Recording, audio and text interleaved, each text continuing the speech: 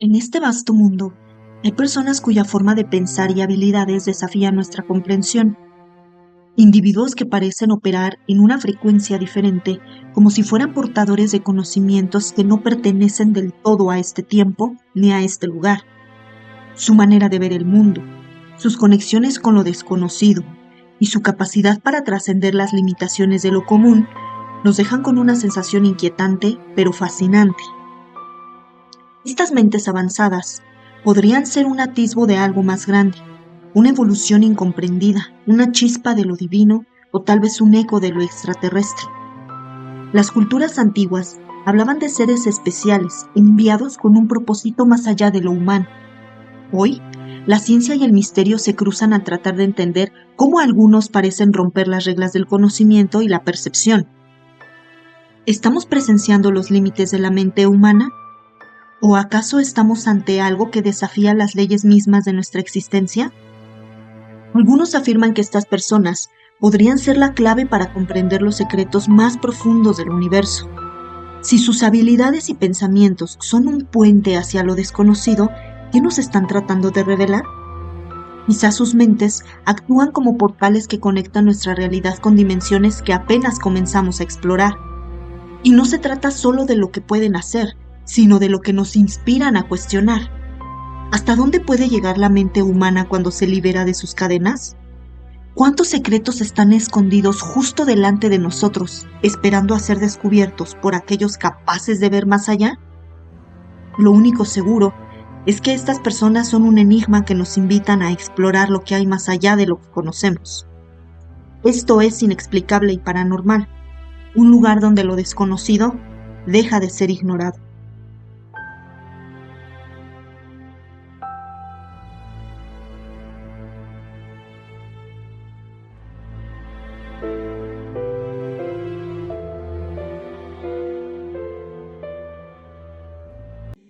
Bienvenidos a Inexplicable Paranormal.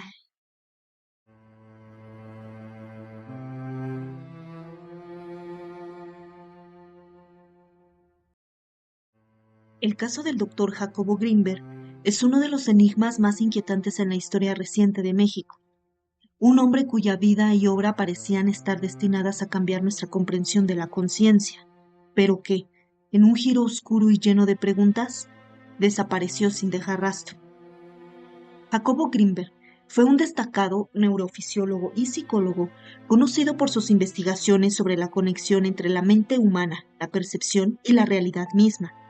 Sus estudios combinaban ciencia y misticismo, explorando campos como la telepatía y la capacidad de la mente para influir en el mundo físico. Muchos lo consideraban un pionero, un puente entre el conocimiento ancestral y la ciencia moderna. Pero su camino no solo lo llevó a descubrir verdades fascinantes, sino también a enfrentarse a un misterio insondable. El 8 de diciembre de 1994, Grinberg desapareció de manera inexplicable en la Ciudad de México. No hubo señales de lucha ni pistas claras sobre su paradero. Su casa quedó como si él nunca la hubiera abandonado. Las teorías sobre lo que pudo haber ocurrido van desde conspiraciones gubernamentales hasta intervenciones de fuerzas fuera de este mundo. Antes de su desaparición, Grinberg había estado estudiando a chamanes mexicanos y afirmaba haber presenciado fenómenos que desafiaban las leyes de la física. ¿Podría esto haber atraído la atención de quienes no querían que estos conocimientos salieran a la luz? ¿O acaso sus investigaciones tocaron algo tan profundo que terminó llevándolo a un lugar del que no pudo regresar? Las investigaciones oficiales señalaron como sospechosa a su esposa Teresa Mandel, quien desapareció poco después de Jacob, y fue considerada la última persona en verlo con vida. Sin embargo, la falta de pruebas concluyentes dejó el caso envuelto en sombras. Algunos aseguran que Grinberg fue víctima de su propio descubrimiento, atrapado en una red que él mismo tejió al intentar descifrar los secretos de la mente y la realidad. El legado del Dr. Grinberg permanece en sus escritos y teorías, que hoy son estudiadas con fascinación por quienes buscan comprender los límites de la conciencia humana. Su desaparición, sin embargo, es un recordatorio de que, a veces, Aquellos que se acercan demasiado al borde del conocimiento pueden enfrentarse a consecuencias inimaginables. ¿Fue su desaparición un crimen común o la señal de que había descubierto algo que no debía ser revelado? El caso de Jacobo Grinberg no solo nos deja preguntas, sino también la inquietante sensación de que algunas respuestas pueden estar más allá de nuestro alcance.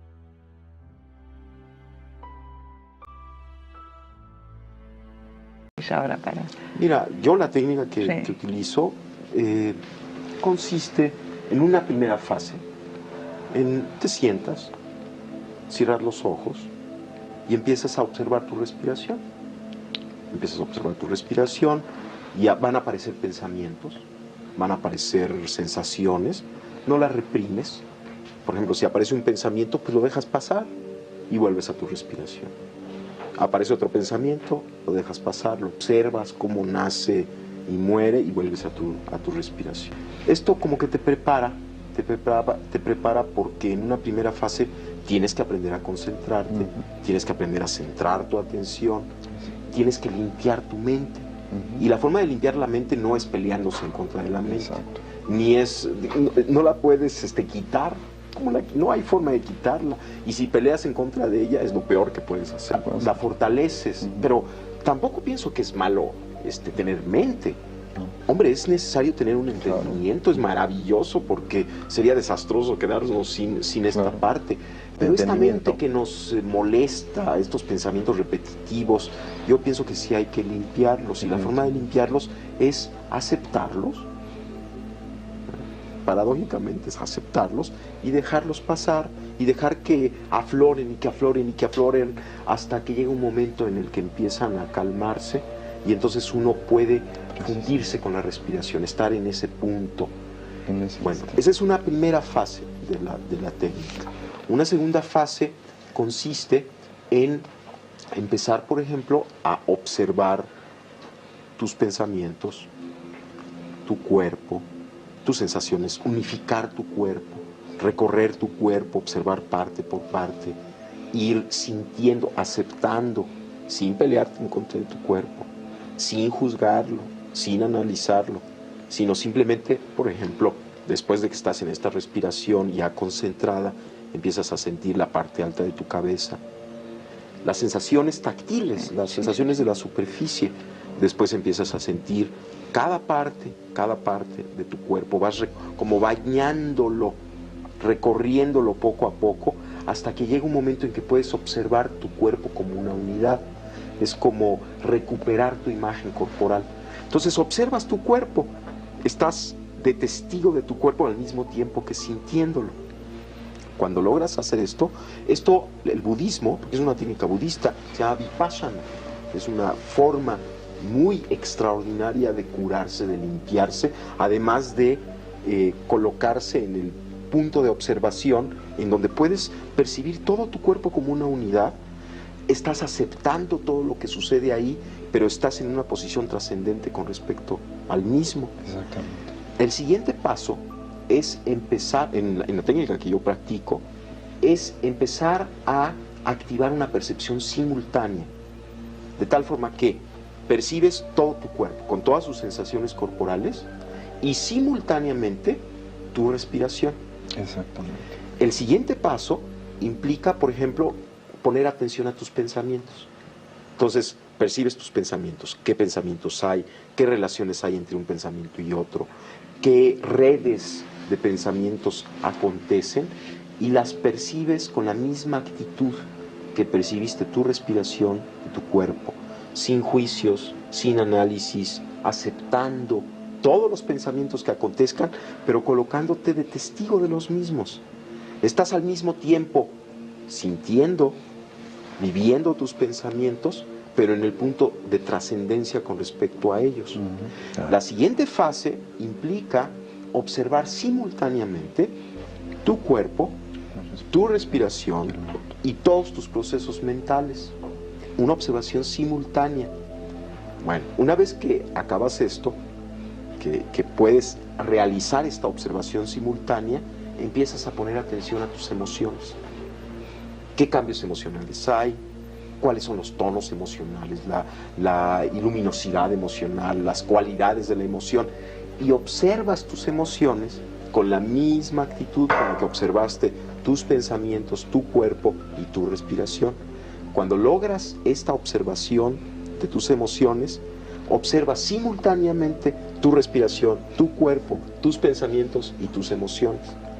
Después empiezas a observar de la misma forma tus imágenes internas, hasta que logras una percepción, una observación igual que como observaste el otro, sin juicio, sin análisis de tus imágenes internas, y haces simultánea la observación de tu respiración, tu cuerpo, tus pensamientos, tus emociones y tus imágenes internas. El siguiente paso consiste en observar los sonidos del medio ambiente y observarlos de la misma forma en la que observaste tus pensamientos, tus emociones, tu cuerpo, y hacer una observación simultánea de medio ambiente, cuerpo, emociones, pensamientos, etc. Después, observar el mundo visual. Llega un momento en que cuando puedes hacer una observación simultánea de todos los componentes de tu experiencia, sucede algo extrañísimo. Hay una especie de umbral que se atraviesa y te conectas contigo mismo. Pero ¿quién es el ti mismo con quien te conectas? No se puede describir porque está unificando todo aquello.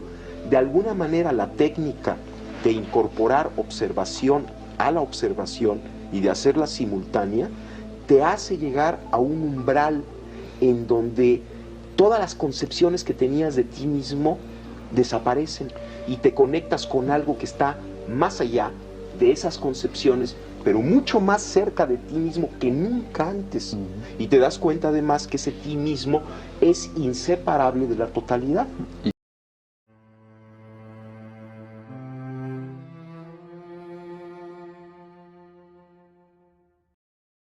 En el mundo de lo inexplicable, pocos casos son tan intrigantes como el de Dorothy Heady, conocida como Om Seti, una mujer cuya vida parece desbordar los límites de la realidad, dejando tras de sí un rastro de preguntas sobre la reencarnación, la memoria y los misterios del antiguo Egipto.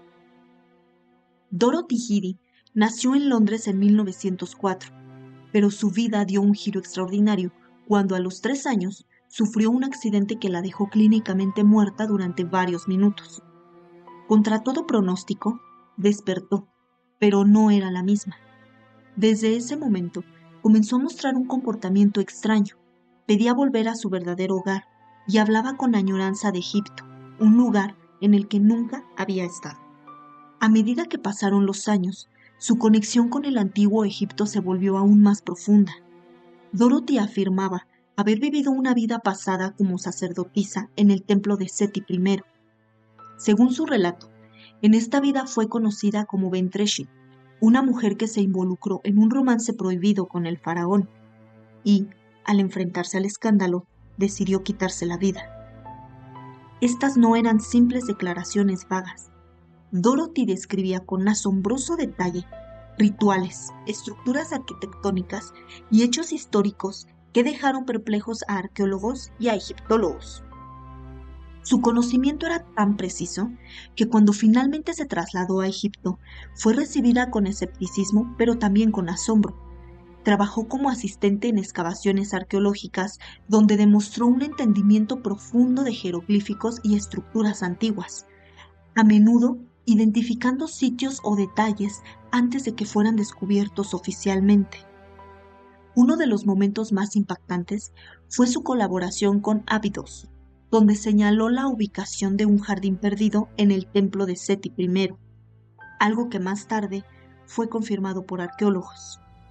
Pero Om Seti no se limitó a ser una estudiosa del pasado. Decía que mantenía contacto espiritual con Seti I, recibiendo visiones y mensajes que la conectaban aún más con su vida anterior. Este vínculo místico, aunque incomprensible para muchos, fue el eje de su existencia. A pesar de las críticas, vivió en paz en Abydos hasta su muerte en el año 1981, consagrada a la historia y a la espiritualidad de Egipto. El caso de Om Seti plantea preguntas que la ciencia aún no puede responder. ¿Fue realmente una prueba de la reencarnación o un ejemplo extremo de conexión cultural y psicológica? ¿Cómo explicar su conocimiento detallado de un pasado tan distante sin acceso previo a esta información? Sea cual sea la verdad, Dorothy Heady nos dejó un legado de fascinación y misterio, recordándonos que algunos secretos del pasado podrían estar escondidos no solo en tumbas y monumentos, sino también en las profundidades del alma humana.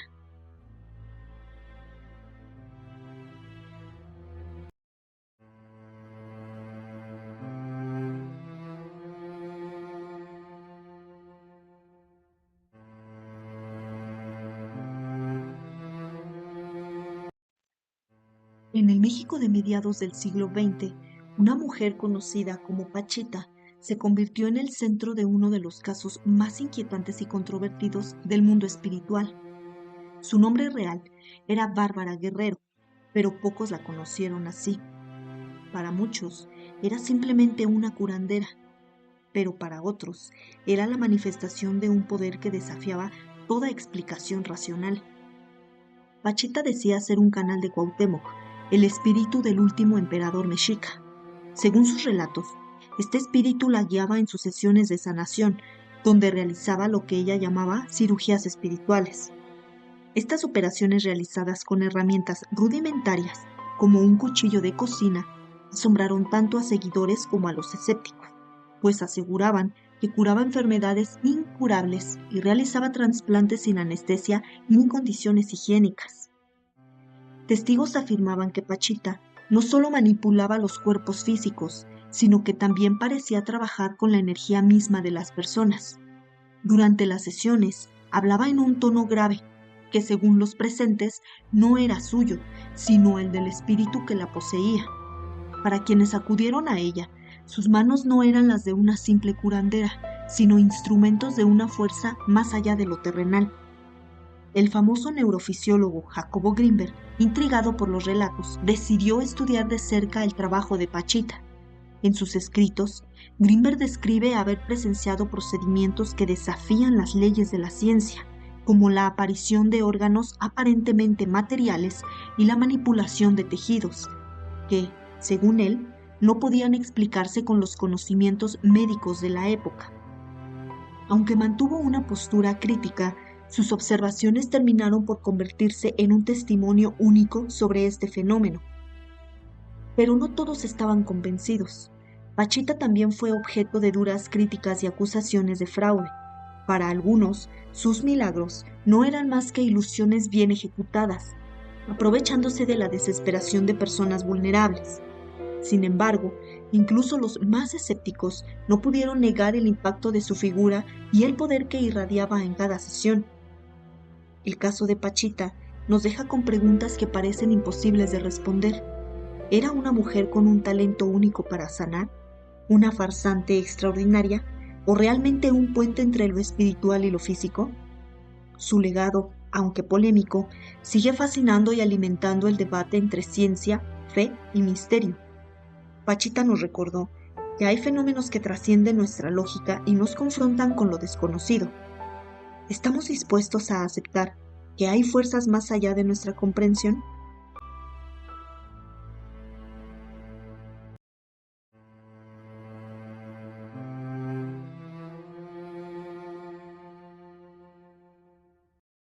En el mundo del ilusionismo y el escapismo, pocos nombres han brillado tanto como el de Harry Houdini. Más que un simple mago, Houdini se convirtió en un símbolo de misterio, resistencia y habilidad humana para superar los límites aparentes de la realidad. Sin embargo, detrás del espectáculo y las ovaciones hay una figura rodeada de enigmas y contradicciones que aún hoy siguen intrigando al mundo. Nacido como Eric Weiss en Budapest en el año 1874, Houdini llegó a Estados Unidos con su familia buscando un futuro mejor. Desde joven, mostró un talento innato para el espectáculo y una fascinación por lo oculto. Lo que comenzó como pequeños trucos de cartas evolucionó rápidamente a actos de escapismo que desafiaban la imaginación. Para Houdini, no había cadenas demasiado fuertes, esposas demasiado seguras, ni baúles demasiado herméticos. Su habilidad para liberarse de cualquier confinamiento lo llevó a la fama mundial y a convertirse en el rey de las fugas. Pero más allá del ilusionista, Houdini tenía una misión que lo distinguió de otros artistas de su época: desenmascarar el fraude. En los años 20, cuando el espiritismo vivía un auge, muchas personas afirmaban tener habilidades para contactar con los muertos. Houdini, aunque intrigado por la posibilidad de una vida más allá de la muerte, estaba decidido a exponer a los falsos médiums. Asistía a sesiones espiritistas, descubriendo trucos ocultos y demostrando cómo se manipulaba la fe de quienes buscaban consuelo. Sin embargo, la cruzada de Houdini contra el espiritismo no era solo un acto de escepticismo. En lo profundo, estaba motivado por una búsqueda personal. Tras la muerte de su madre, a quien amaba profundamente, Houdini buscó desesperadamente una señal del más allá. No encontrándola, dedicó su vida a proteger a otros del engaño. Pero, en una ironía digna de su propia leyenda, Houdini dejó una clave secreta con su esposa, prometiendo que, si el más allá existía, él encontraría la manera de comunicarse después de su muerte. A pesar de los múltiples intentos por parte de médiums y espiritistas, el mensaje nunca llegó. Harry Houdini falleció en 1926 bajo circunstancias que aún se debaten. Oficialmente, murió por una peritonitis tras recibir un golpe inesperado en el abdomen. Pero, para quienes creen en las conspiraciones, su muerte pudo haber sido provocada por aquellos que lo veían como una amenaza al lucrativo negocio del espiritismo. Houdini dejó un legado que trasciende las generaciones, una mezcla de asombro, valentía y una lucha inalcanzable por la verdad.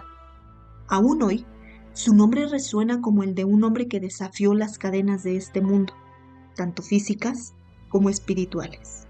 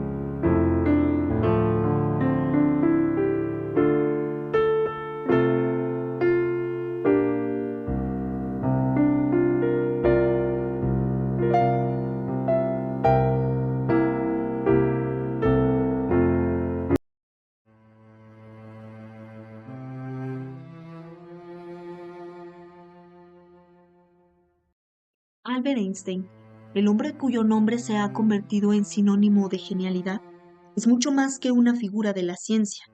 Fue un visionario que transformó nuestra comprensión del universo, desafiando las leyes establecidas y abriendo puertas hacia realidades que parecen más propias de la ficción que de la física.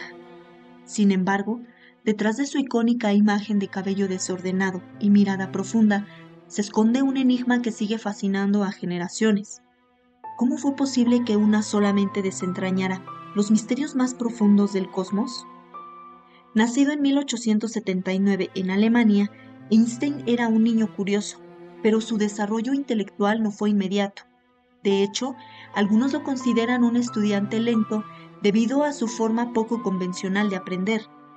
Pero, desde joven, mostró una capacidad única para ver más allá de lo evidente, cuestionando no solo lo que sabía, sino la manera misma en que la realidad se presenta ante nosotros. En 1905, en lo que se conoce como su año milagroso, Einstein publicó 4 artículos que cambiaron el curso de la física para siempre, entre ellos su teoría de la relatividad.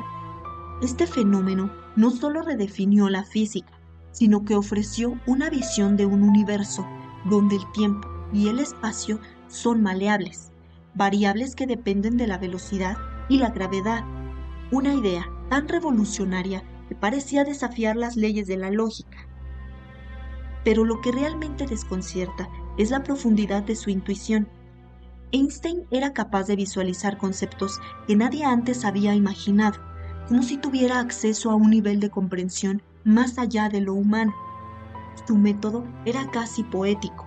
En lugar de ecuaciones complejas, muchas de sus ideas surgieron de experimentos mentales, escenarios que solo existían en su imaginación, pero que al ser llevados al papel cambiaron la historia. El propio Einstein era consciente del misterio que rodeaba su genio. En varias ocasiones expresó que las grandes ideas no provenían de la lógica, sino de un lugar más profundo, la intuición y la imaginación. Él vivió inmerso en este misterio, explorando preguntas que aún no tienen respuesta. A pesar de su inmenso legado científico, Einstein también dejó algo aún más valioso: una filosofía. Su curiosidad insaciable, su humildad ante el vasto universo y su creencia en la paz y la humanidad lo convirtieron en un símbolo de lo mejor que la mente humana puede alcanzar. Sin embargo, incluso al final de su vida, Einstein confesó que, a pesar de todo lo que había descubierto, sentía que solo había arañado la superficie de un vasto y desconocido océano. Albert Einstein no solo fue un científico, fue un explorador del infinito. Su legado es una invitación a mirar más allá, a cuestionar, a imaginar. En sus palabras, lo importante es no dejar de hacerse preguntas, y así su espíritu sigue vivo, guiándonos hacia las estrellas, hacia lo desconocido y hacia el misterio que engloba el universo.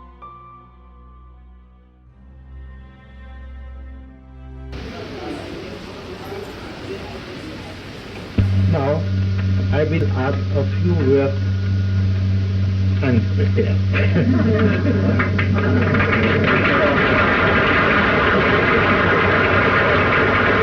A country becomes really a soul only in consciously serving the intellectual life.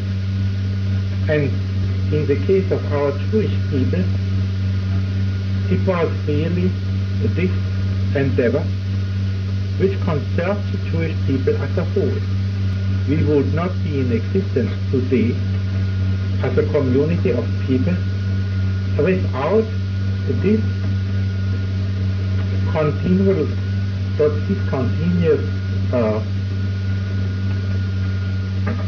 activity in learning and in thought and in literature.